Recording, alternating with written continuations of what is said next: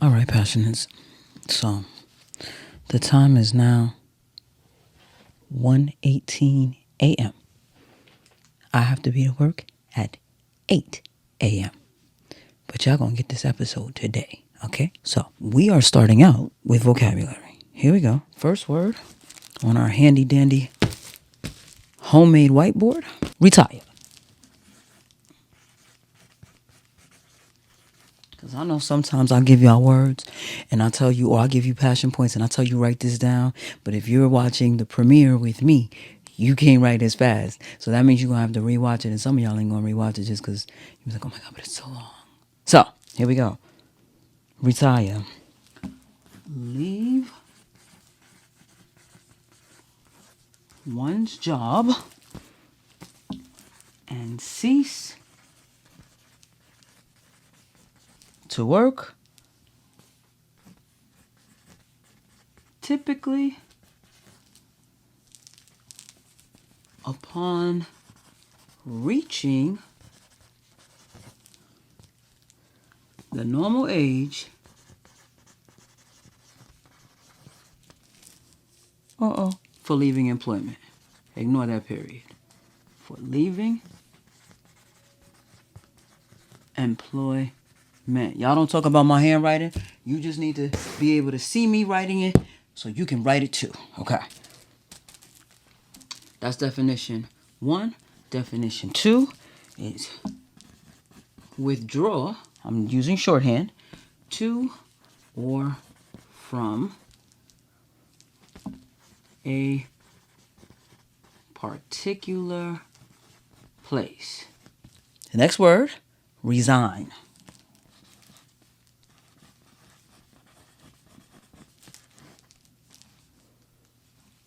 Definition 1, voluntarily leave a job or other position. Definition 2, accept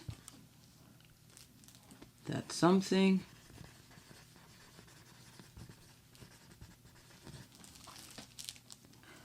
undesirable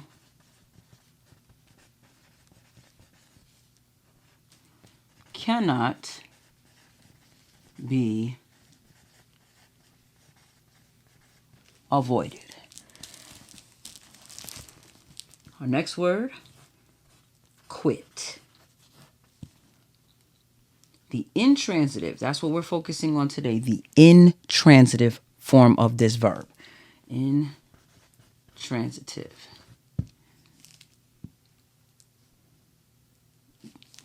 Definition 1, to give up employment. 2, to cease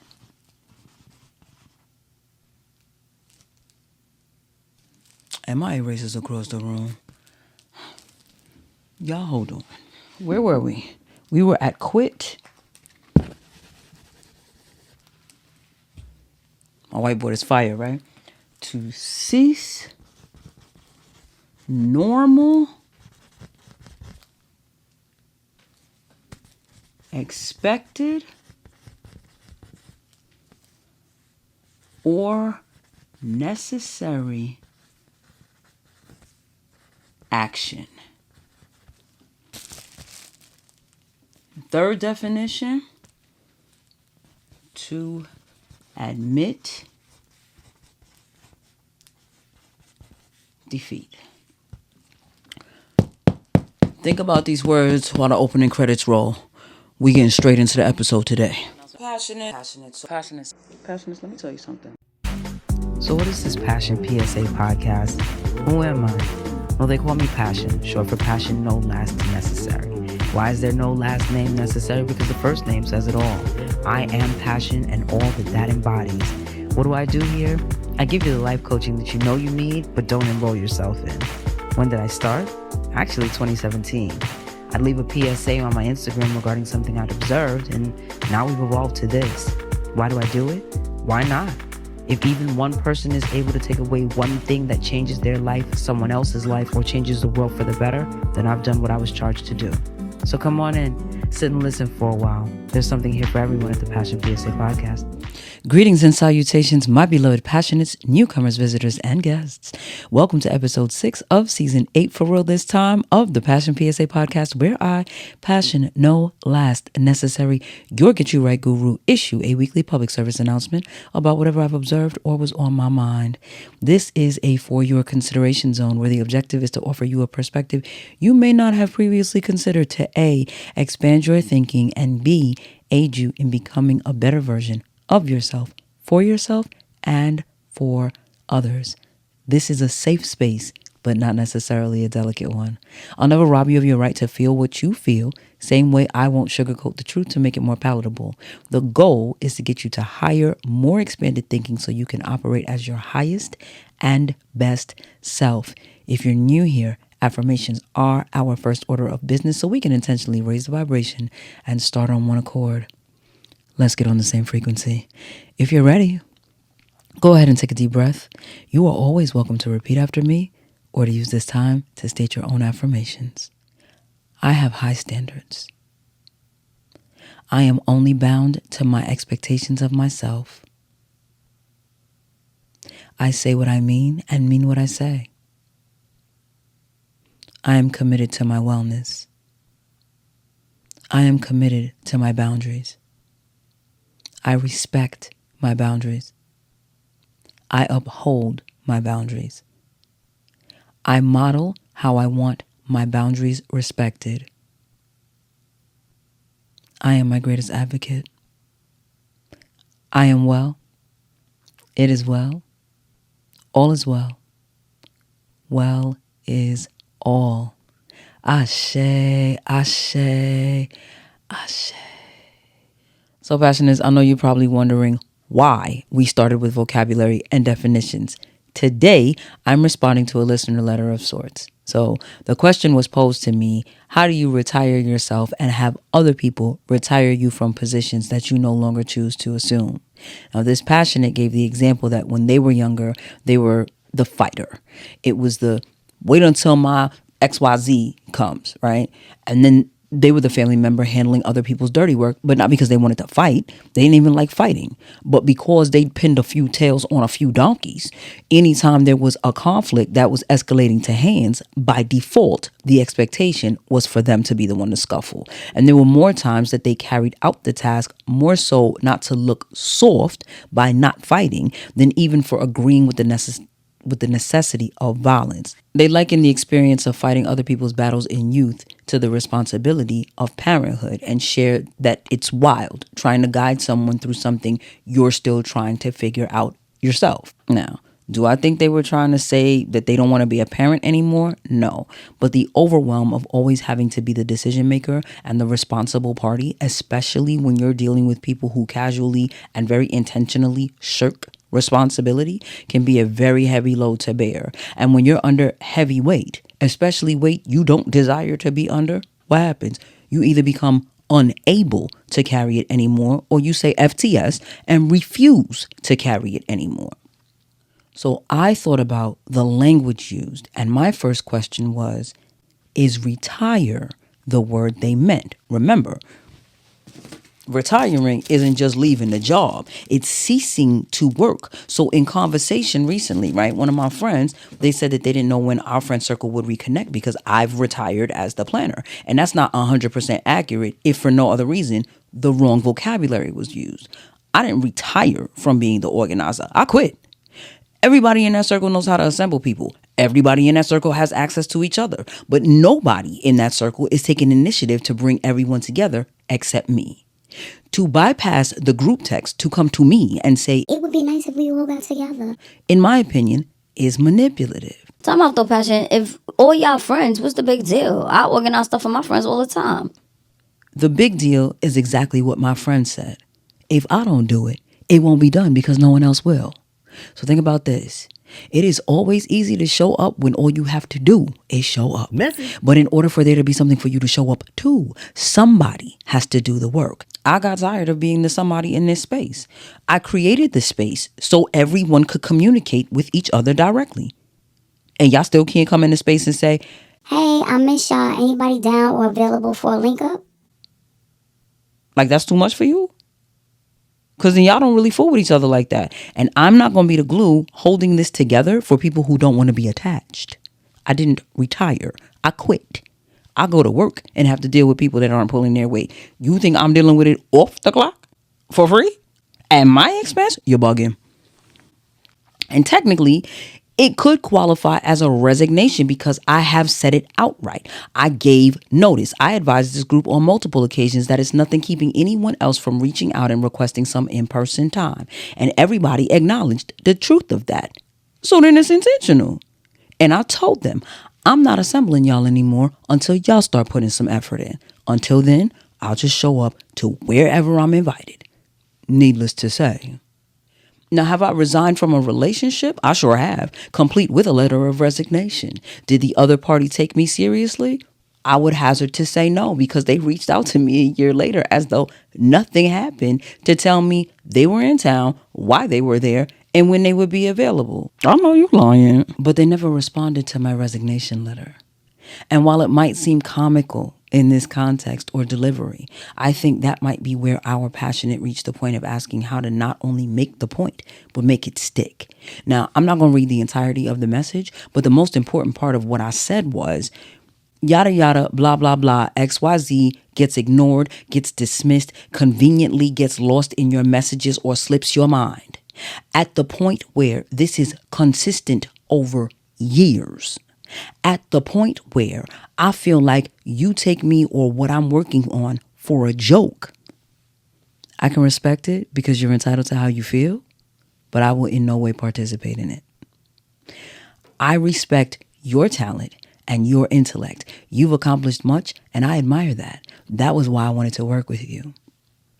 But remembering that you laughed it off when I brought it up when we talked on the phone, and then dismissed me when it came up last time I saw you, tells me you are comfortable dismissing my feelings and my dreams. That's not the type of friendship I offer, and it's not the type of friendship I'll accept. I enjoy your company.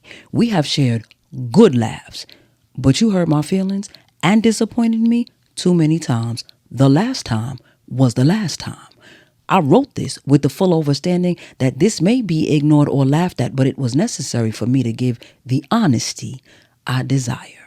And I share that not for sympathy or empathy, but to drive the point that you can be as specific as possible about what you have found less than satisfactory and even completely unacceptable. You can detail the duration of this behavior. You can specify how it made you feel, that you were hurt and disappointed. You can flat out say, I resign effective immediately. And the same person who hurt you and disappointed you for years, the same person who took you for joke and stepped on your dreams will come around and act as if nothing happened.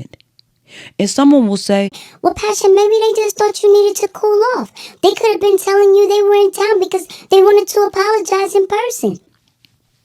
And that could be true.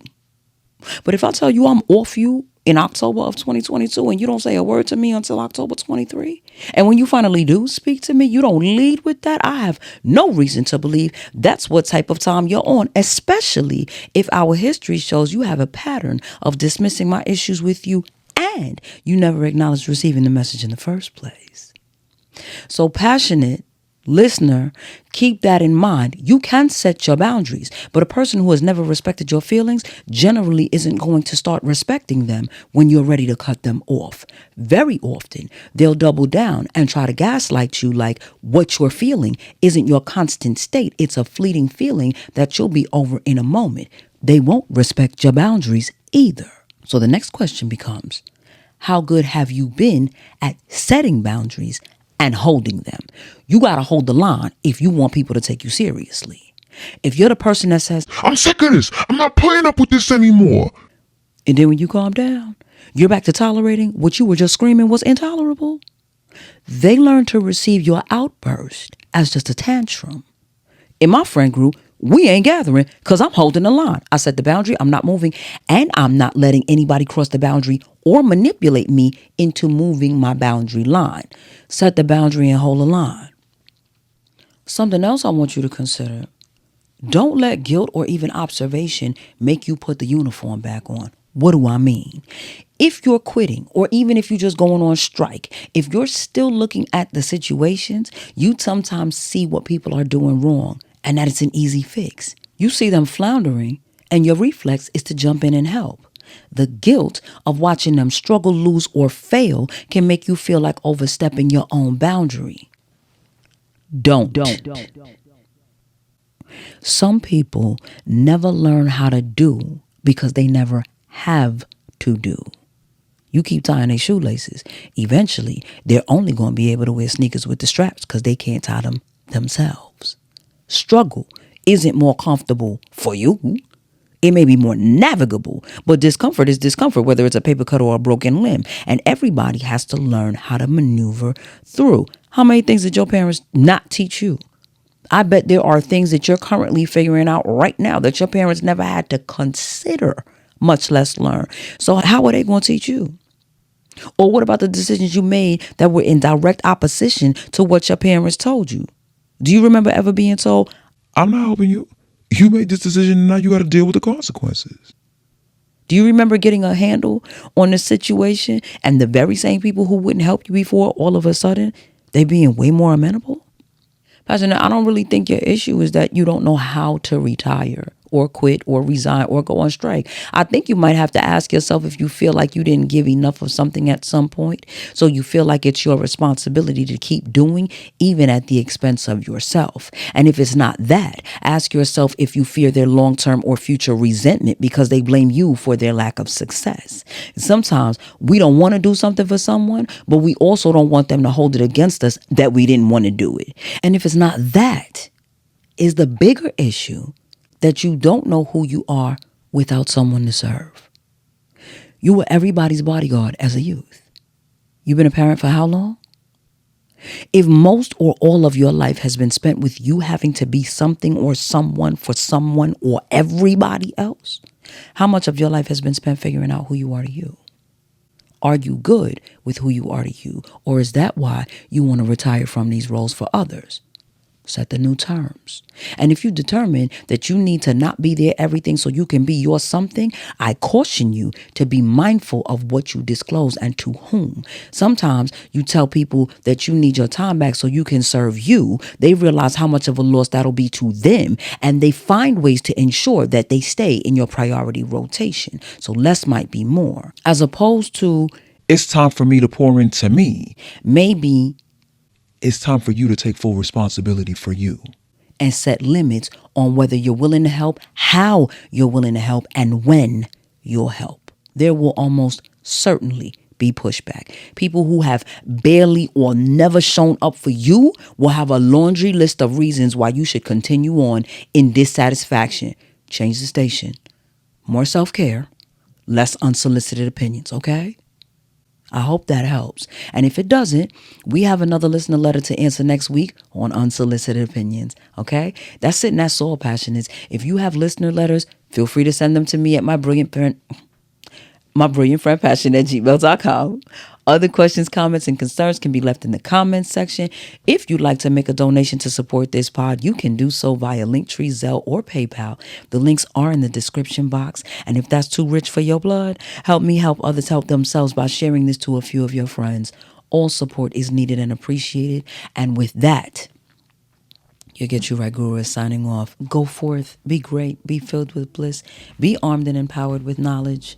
Draw the line and hold it.